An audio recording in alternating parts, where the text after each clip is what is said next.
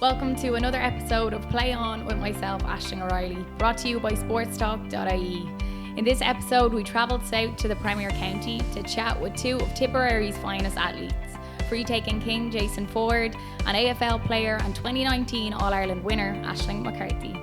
So obviously, media and GA, it's a big part of the game now. What is it like for you, Jason? Do you enjoy it all?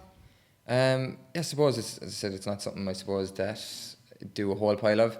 But when you do get an opportunity to do things, it is nice to be able to come and do it. I suppose just kind of when it's in season, it's just really after matches and stuff like that. Like there wouldn't be anybody ringing you up during the week asking you to do different things, and if it'd probably have to go through management or whatever, or the liaison officer if it was gonna be something like that. So it's only really after matches, I suppose, and things like that. Yeah.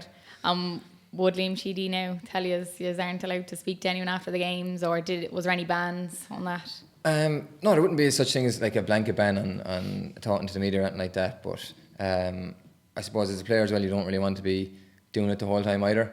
So if there was something that you were asked to do, you run it by them, and then if it was something that was in line with what they were thinking, then it's fine, because you obviously have your media duties to do before the All Ireland and stuff like that. So there would have been a couple of us here in the horse and jockey for that. And other than that, really, there wasn't a whole pile throughout the year. Really, weren't really asked to do anything, so it was grand. Yeah, not too bad then. And Ash, would that be a lot different to you, or would you enjoy the media side of it all? Yeah, I suppose like the exposure of women's sport nowadays is getting bigger and bigger, but I don't know if we'd be getting pulled and dragged as much as Jason and the hurlers and footballers in the men's teams. But no, it is nice, I suppose, to get the opportunity to talk to people about the sport and kind of what you're interested in that. But yeah, it's the same, like we wouldn't have any bans in place with regards media and that.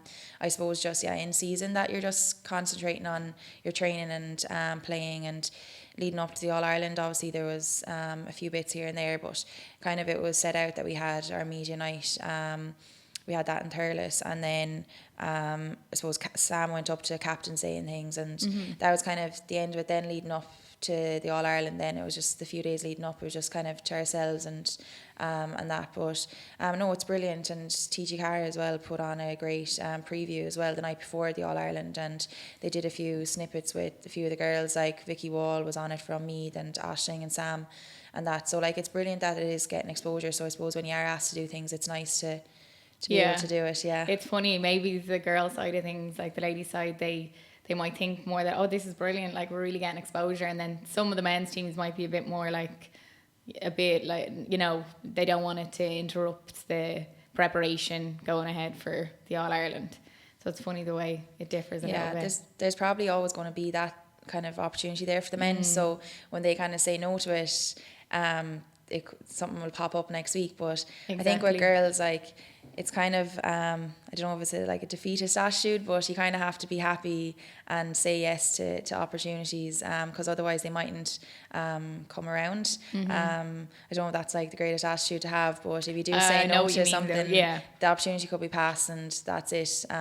Then the sport doesn't really get the recognition it deserves. Whereas with the men's, there's always going to be something in the paper about something. So it's I think it's just different. The men's are at a different level. Yeah, there's probably a big push with the women's side, with the 2020 campaign as well and stuff like that. And then even the Light lad for the ladies football, like I thought was really good. Like that's getting a lot of exposure, and it was really well put together as well. Like so.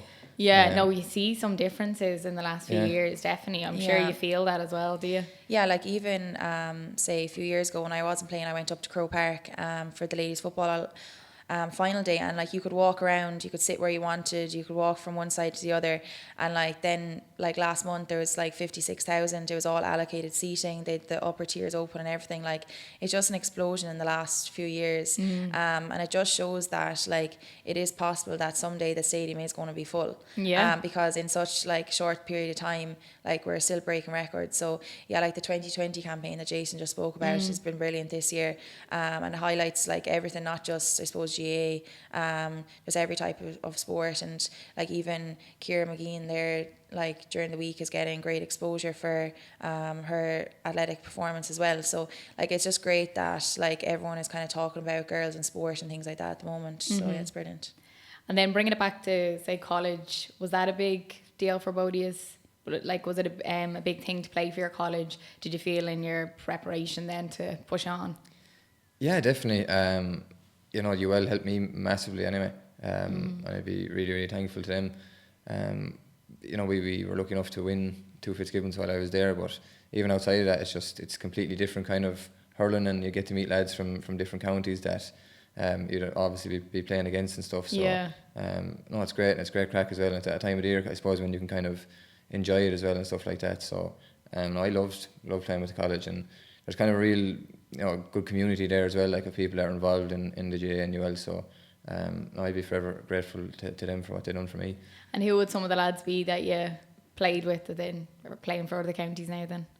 She would have had all the Limerick lads, I suppose. Like Sean Finn and Grode Hegarty and all those would have played for a few years, and a few of the Clare lads then, Tony Kelly and David McInerney and these lads. So you'd have a really big mix, and you have a few Kilkenny lads that would have gone to UL as well. So it was a big mix, and I suppose you just get to know these lads off the field as well. And as I said, it's just great crack to be involved in as well. Yeah. And Aisling, for you, what college did you go to? Yeah, I'm the same. I went to UL as well. So there's a great, I suppose, interest in sport there. It's a big sporting college, and the facilities and everything are brilliant. And with regards the Ashburn and O'Connor Cup, the girls' competitions in football and camogie, they've had great success in them. So it's a bit probably daunting going in at first into those panels. I was obviously on an intermediate team, and I was getting the opportunity to play with girls on senior panels with Cork and Kerry and Galway. So that was brilliant. And I was lucky enough to have won 2 O'Connor Cups as well when I was there and in Ashburn. So it's brilliant. And same then, like just getting to meet the girls like away from football, and like they're some of my best friends now as well, and we'll always kind of meet up, and then we get to play against each other and things like that. So there's always a good bit of crack before and after leading up to games. And who would have been some of the girls then that you played with? So like Louise Ward, she was playing for Galway this year.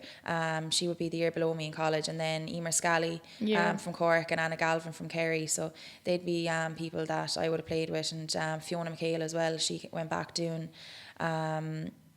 post-grad, so I got the opportunity to play with her, and like it's just brilliant that these are probably people that I've seen play and at such a high level, and then just to be able to go out alongside them as well is brilliant. Yeah, definitely. And we'll move on to the road to the All-Ireland. So Bodie has had this, so that's great. In 2017, Jason, you had a bit of a rough year. There was a game, I think I have a quote. It was Tipperary, Tipperary lost a classic All-Ireland semi-final to Galway in 2017. They made 2 substitutes on the day, both which related to Jason Forde. The first in the 34th minute was to bring him on, and the second in the 27th minute to take him off. How did you go from that to I suppose, as you say, it was a long kind of road. I know it's only 2 years, but it feels like a lot is kind of happening in those 2 years. And I suppose I've spoken about before in different things. And 2017 was probably, it was a really, really tough year to, like, we'd come off the back of winning in 16, and there was great, obviously, excitement and stuff around as well. And we were hoping to get back and kind of do back to back, which hadn't been done in a long, long time. And we just fell short by a point. But I suppose, as you're saying, it was the manner in which it happened to me. Supposed to be brought on and taken off in the same game. Did you not think after that game, I don't know, any human would be like, look, like, feck this, like, to be treated that way? You must have had a good mindset and so strong to go. Yeah, those thoughts definitely went through the head. I suppose it's probably, for any player that's happened to, like, it's probably one of the most embarrassing things, I suppose, that can happen, is to be brought on and taken off in the same game, especially in a big game like that. Everyone's gonna know about and stuff. So no, it was a long winter kind of to put down, and I suppose I would have had to talk to a few different people and just see whether it was something that I wanted to kind of go back after and see. So you were unsure a little bit? Yeah, you were, because like there's good minor teams, there's good under 21 teams coming behind you that a lot of players are going to start probably pushing in the next few years. You're looking at that and you're saying, I'd been on the panel since 2013, so that was whatever, my 5th or 6th season, whatever it was. And I probably hadn't established myself at that stage, so you are kind of looking at saying, am I going to actually be able to push on here and stuff? So there was a lot of kind of decisions to be made, and thankfully I stuck it through and put in the effort back. Yeah, so exactly, it makes it worth it when you look back at that. But no, that definitely was a tough time. But I suppose those tough times kind of bring you through to. Do you think it sort of probably helped you be the player you are today? 100%. Definitely, I suppose, like when I'd say when my career's finished and I look back, that's probably going to be the moment where it probably would have turned for me, I suppose. And I'd say you probably learn things about yourself through times like that, and when it's not all plain sailing and stuff. So no, definitely that season probably changed my mindset a bit. And did like the manager sit you down and say, look, this is why? Yeah, because let's say we would have been bet in that match in August, I think. Yeah, would have been August, because the final wouldn't have been changed to earlier until the following year, I think. So probably would have met them then in December again, and would have sat down in like a place like this, and they would have kind of put across what they thought, and I would have kind of looked for a few things off them, and just really kind of honest conversation, I suppose. And they just said, like, look, you need to kind of work on this and this if you're going to push on and things like that. So that probably helped focus the mind of it as well. Yeah, definitely. And so for the Bodies then, 2018 wasn't the best year. As you came down from senior, you were relegated first year up. How did that feel? Yeah, I suppose it was an awful feeling. It was an awful end to the year. The year before, we'd gone unbeaten. We'd won the Division 3 league. We then won obviously the Intermediate Championship, and then we got promoted straight away from Division 2 again in the league up to Division 1. And then I suppose we didn't have the summer that we kind of hoped for. We prepared really well for the Cork game, which is our first round of the Munster Championship, but we gave it everything. But I suppose there's small margins up at senior level, and there's probably a few chances that we didn't take, and you kind of have to take them when you're up that level. And we lost that day, and it kind of just went on a roller coaster downhill from there. Like, we were competitive playing. There were close games. Yeah, so, yeah. Like, one that stands out is when we played Donegal. Like, we only got beaten by 3 points, and they didn't. I don't think they scored a goal against us. And in the Ulster Championship, they'd scored about 7 goals against Armagh. So it just shows like our defence really stood up that day. But unfortunately, we lost out by 3 points, and like they went on to compete in All-Ireland semi-finals. So it just shows that it is the small margins. And we went into the relegation playoffs, and that day against Cavan, it was like losing an All-Ireland final. It was one of the worst feelings ever. I suppose playing in 2017, the prize that we played for was to become a senior team, and that day against Cavan, we were competing to be a senior team. So it was the same prize that was there, I suppose, at the end of the day. But unfortunately, again, it didn't go our way, and we kind of thought we were down and out at that stage. It took a few weeks of soul searching and that, but the girls, like, they went back this year and like competed extremely well up in Division 1. And I know we won the Intermediate Championship, but I think one highlight for most of the girls, unfortunately I wasn't there for it, was the night that they went down to Cork. It was a double header with the men's, and they got a last minute goal to beat Cork in the league. And it just shows like that we can compete at that level. I remember seeing that result actually and being like, what? No. And like, I do think just because that is, I think, the highlight of the year for most of the girls, and I'm a bit jealous that I wasn't there for it. But it just shows that the panel that we have, as well, they beat Monaghan and they stayed up in Division 1, so it's great that we have that to look forward to, and it will really prepare us then for the senior championship. But I suppose last year was tough, but I think that we've really kind of turned it around, and I think we're in a great place now. Yeah. And so, Jason, for you in 2018, you really had to regroup again to go on and win then the All-Ireland in 2019. Yeah, definitely. And I suppose, it's small margins at that level. And, people look back on 2018 and kind of say, it was, a disaster of a year, I suppose, going out so early. And it was, like, but we were probably the bit of a post away from going through. Jake Morris had a chance near the end of the game, and just really unlucky to hit the post, and Clare go down the other end of the field and get a goal and win by 2 points. And they went all the way to an All-Ireland semi-final replay. So, those are the small margins that could kind of, your season can swing on. So, if we had to get over that game in 2018, who's to say where we might have gone? And I suppose in 2019, we knew we had the players that were still there, that were capable of producing big performances. And I suppose they'd been written off a lot in the previous 2 years. So there was a lot of hunger there, I suppose, to kind of come back and put it together and see if we could actually get back to the top, and thankfully we did. Yeah. And we talk about free taking. So how do you handle that pressure of could be 80,000 people watching in the stands? Yeah, I suppose it comes back to being, I suppose, lucky to have the lads involved that we do.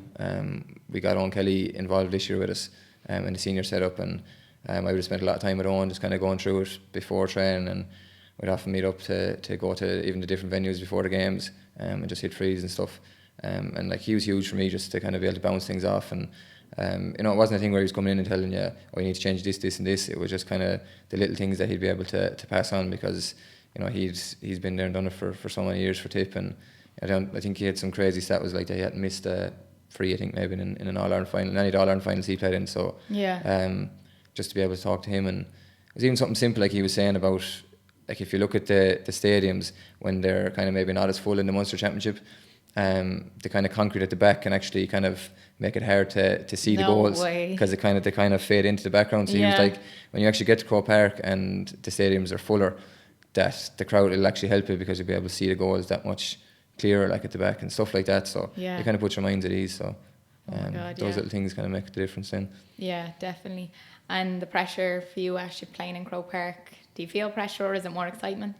I suppose it is excitement, but you'd always be a little bit nervous. I kind of get nervous for nearly every game, no matter what, even when we play like AVP games at training. But no, yeah, like it's brilliant. I suppose I was just kind of looking at the men's final, and Jack McCarthy, someone that stood out to me, and he was just bouncing around the parade. Couldn't and do smiling, anything wrong, especially in the first game. Yeah, and like he just really enjoyed it. And I think that's what we try to express to everyone, even the younger girls as well, leading up to it. Just like enjoy it. Like we were standing waiting for the president of the LGFA to come out, like to shake her hands and that, and I was beside like Caitlin Kennedy, like she's only 17, and I was pointing out being like, oh, there's someone with a banner for you, and like we were just looking up at the crowd and like seeing where our parents are sitting and stuff, like just it seemed like we weren't concentrating, but at the same time you just have to enjoy these things. And like the minute then the ball is thrown in, you forget about all that. But I think if you don't kind of take in that side of things, I know Aisling Maloney spoke to the media beforehand, and she said that she kind of was just in awe in 2017, and she just said this year she was going to I suppose approach it differently as well, and just the same thing, just to enjoy it.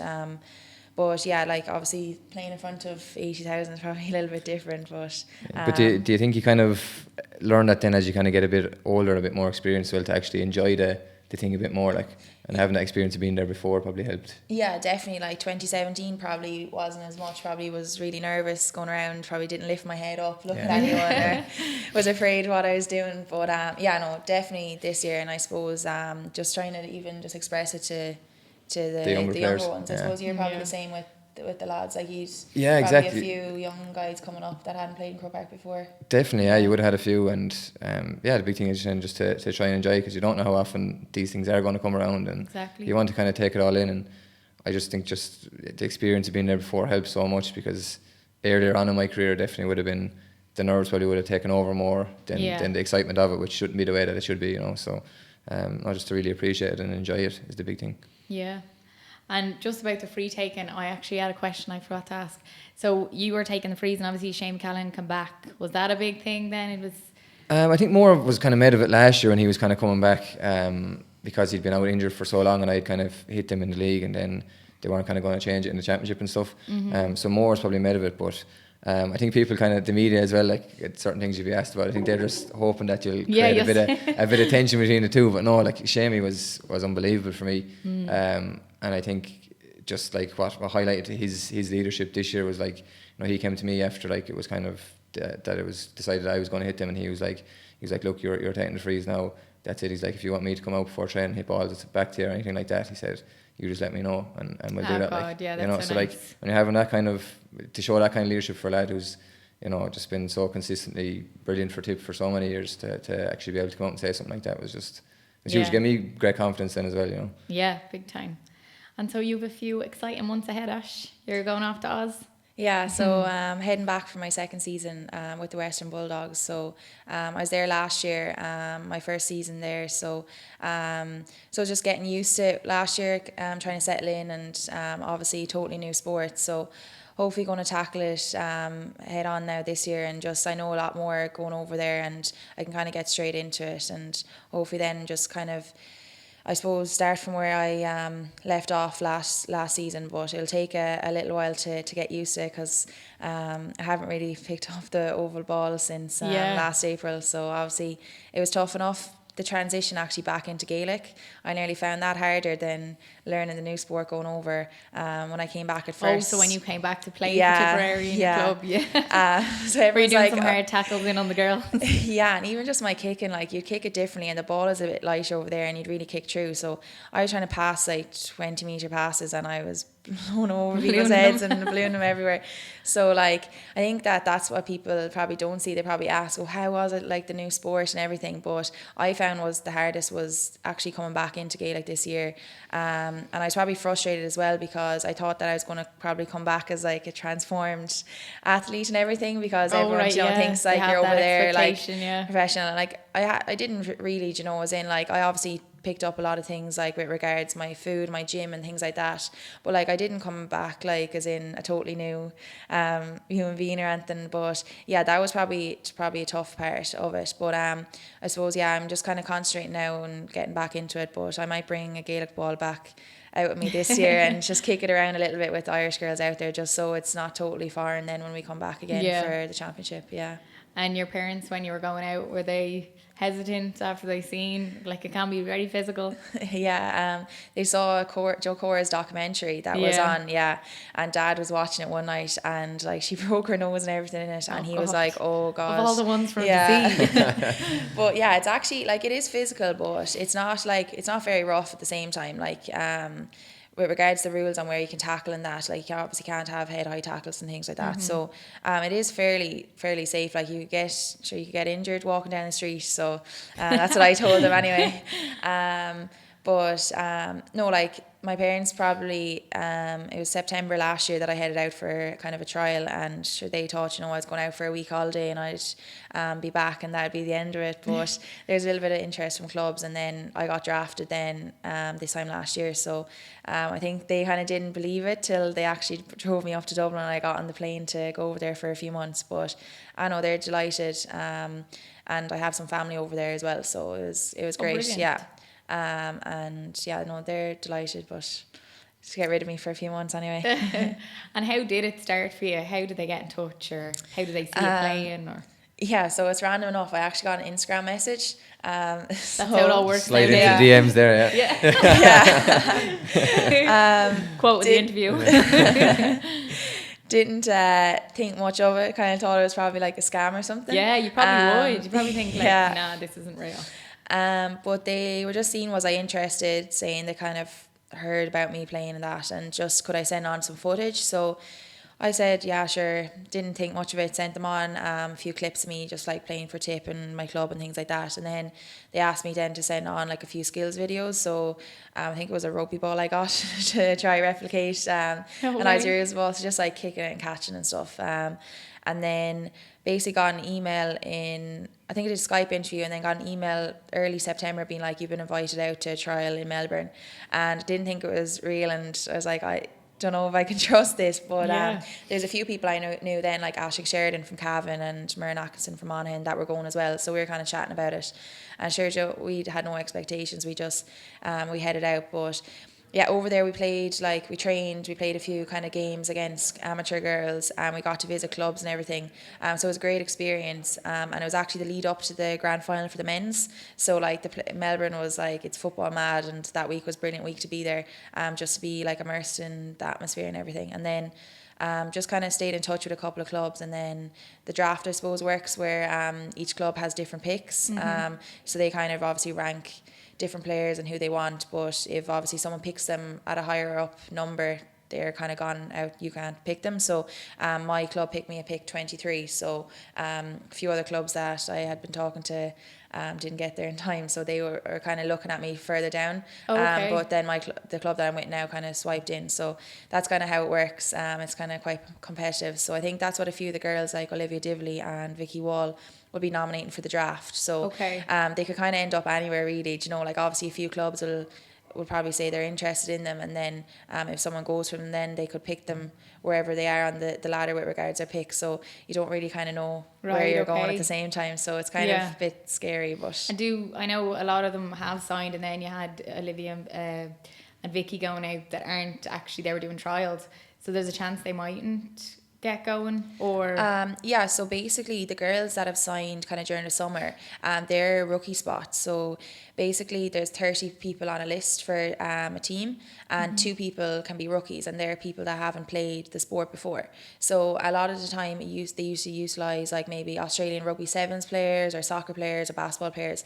But now since Cora, they've kind of understood that these 2 picks could go well with picking maybe Irish girls, because obviously the transition from the sport, they do it quite well, and with Cora's success and that as well. So that's why during the summer they can negotiate with the clubs, and they've that all signed and done. But then the draft comes later, so they'd be up against all the under 18s and all that are kind of hopeful that they'll be picked.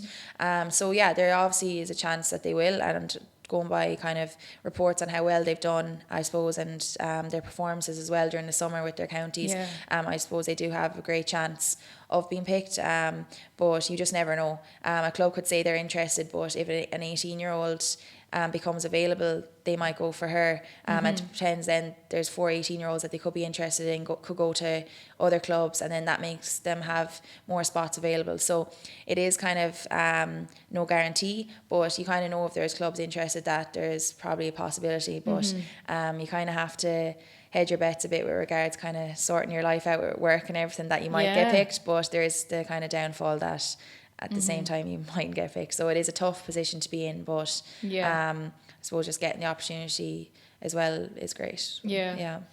And Jason, do you sort of wish there was any sort of side to hurling to be able to go to Oz? Yeah, no, it's really interesting listening to Aisling talking about there.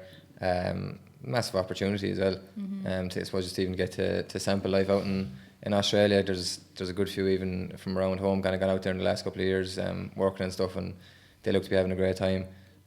So no, if it was something that was possible, it would be great to be able to do it. But no, massive experience. So hopefully all goes well for you out there. Yeah, definitely. And the professional setup, so they look after everything for you, or how does that work?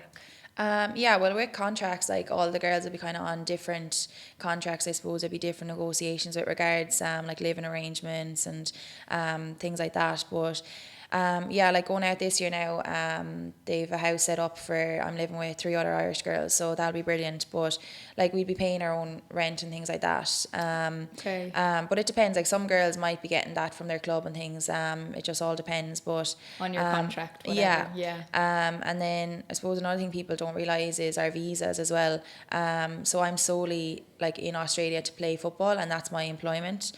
So I don't get the opportunity to work outside of that. So I suppose just that people kind of, you know, it's only semi-professional as well, but like it is great, and like, you know, I've enjoyed myself over there for the 5 months and that, but like you wouldn't be making rolling the cash going home or anything. But no, it's brilliant. And I suppose at the moment the girls, there's just kind of like a little dispute, probably negotiations going on to get kind of higher wages and longer season and everything, because they want the game to go towards the men's and you know, to become fully professional. So at the moment the AFL Players Association and the AFL are in talks with regards trying to push that. So it's great to see that the girls are kind of wanting a little bit more. But I suppose at the moment now our season, there's a little bit of confusion on when exactly it's going to start. For the Irish girls. Like even Orla left yesterday, so she'll be out there for maybe 6 weeks before training could possibly start. But like it'll be great for her. Like she'll get a coach's eye, and she'll probably be in the club most days doing gym and running, and she'll get to meet all the girls, and you know, she'll have her bank account and phone, all that to set up. So she's probably better off. But I'm just going to stick around at home for a little bit longer. So the club said that that's all right, and just I've got my program sent over here, and just go out kicking a few times a week and stuff like that. So I think it's kind of late November at this stage that they're looking for the season to kind of get started. Yeah. And then you come back then to play with Tip. That's the plan.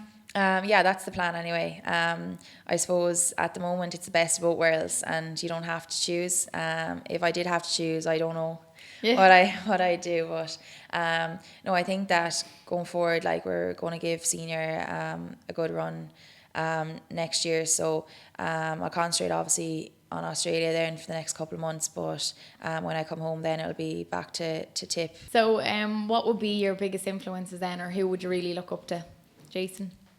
I suppose in terms of my career and stuff like that. Parents probably would have played a big role early on. Like I think a lot of players probably say that their parents probably are the ones that would be the biggest influences, and I definitely be no different in terms of who's started me off and stuff like that, and even people that you go to in terms of for advice and stuff, and they'd be my number one supporters as well. They'd be there at every game, so they'd be a massive influence. And then I suppose just in terms of players that would have looked up to, be back to Owen Kelly again. I suppose he carried Tip for so long when I would have been growing up and going to all the matches and watching him play, and just the things that he could do with a sliotar was unbelievable. So to actually have him involved in this year was kind of like, I sound like a little fanboy kind of kind of thing going on, So, but no, yeah, probably that in terms of a player, and then just outside that, probably my parents. And Aisling, for you? Yeah, I'd probably be the same with my parents as well. I suppose they're our biggest fans, but they're also probably our biggest critics as well. They'd be very honest with you, but no, they've been there since the very start, I suppose, and they've seen the highs and lows of everything, and they've always been there for you. So yeah, definitely my parents. But I suppose like looking at team wise, then I suppose when I was younger, the likes of Mairead Morrissey, Angie McDermott, and Jennifer Grant, and them that played for the Tipperary senior team at the time, they won the All Ireland in 2008, and I was in sixth class at the time, and I was playing in the mini games at half time. Oh, no way. So yeah, and then like say in 2013, then I was playing alongside some of those girls. So it's just you've loads of experience in Croke Park. Then you're playing But yeah, I was in primary school during the week, and I just said that I was playing there in mini games. I was sitting where all them were, and you wouldn't kind of think that could be you, but like there'd be girls that we're going around to the schools with, and like we could be playing with them in a few years. So it's nuts. But yeah, they were very successful during their time, and would have played against a few of them in club and that as well. So definitely a few of those girls. Deadly. And so if you had to pick a player then on your team, who's the joker or the best crack on nights out or at trainings, who would you pick? I'd probably go with Willie Connors. He's on the panel for the last 2 years, and I suppose anyone that would have seen Willie or that knows him will probably know the crazy head he has on him most of the time going around the place. So he's always good to kind of lighten the mood and the matches and stuff. Yeah. You definitely do. If you don't have a bit of crack inside in training, and even on the way up to matches, it gets pretty boring. So he definitely won. But there's a few other candidates there as well. So when we do get a chance to get out and enjoy ourselves, there's a lot of lads there that would be up for the crack. So yeah. She'll probably kill me, but I suppose Courtney Lonergan, she just like, you don't know if she's serious or messing half the time. She'd be so sarcastic as well, but she always, I suppose, like between drills and that at training would be up for having a bit of a laugh, and then she obviously turns on the serious mode, then flicks the switch when she has to. But I think especially this year she's really come out of herself in that regard, so I'd give her the tip for that one. Good stuff. And so bonding wise, do you do a lot of it, or what's the crack with all that? Yeah, definitely would do a bit of it. I suppose just even in terms of trying to meet up with lads even outside of training and stuff, and as Aisling was saying earlier on, it could be something as simple as going for a coffee, just to talk outside of training. And then obviously when you get a chance to go out for a few pints or whatever, it's always great to kind of get lads, especially when lads are new maybe to the panel and stuff. It kind of loosens them up a small bit. So no, it's always good. And then sure, obviously since we've had the last couple of weeks, and there'll be different things coming up, so it'll be a great chance to bond with lads again. Yeah. Do you have any team holidays going? End of the year we'll be going away on our team holiday, so we'll be back to New York again, and then hopefully a bit of sun in Cancun, I think is the plan. So brilliant. Yeah, something to look forward to. Deadly.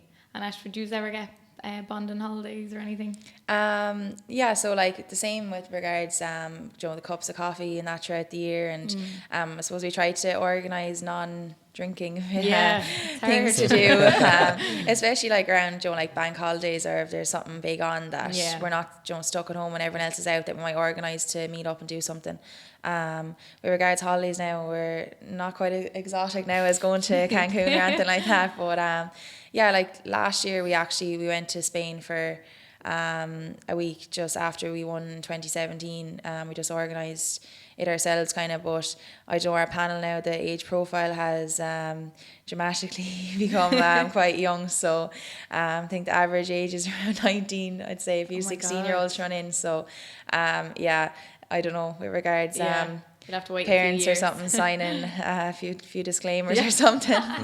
But yeah, we'll see. But like, no, we're having great crack the last few weeks, and so it's good that we get to meet people outside of football and training and that, and we have a few events over the next couple of weeks and that. So no, it's brilliant. Brilliant. And do you think the bonding's probably a huge part? I think when you see teams that bond really well together, get on really well, have the crack together, they're normally the winning teams.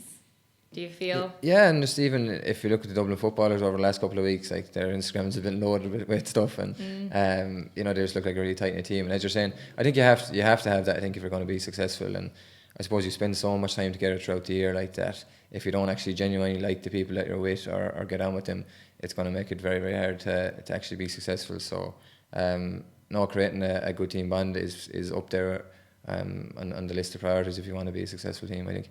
Yeah. Yeah, do you think the same, Ash? Yeah, definitely. And like when you know that you kind of trust the person beside you, and you kind of built up that friendship and everything, it really shows like on game day that you'd have each other's back and everything. So yeah, I think it's really important, and even when you do win, like that, you do celebrate it as well together. I suppose that's why you play all year, for those kind of successes, and it's important then that you kind of stick together and you kind of enjoy those moments as well. Yeah, so, definitely. Well, thanks a million for joining me today. Really appreciate you taking off your Saturday to come and chat. So thanks a lot. Cheers.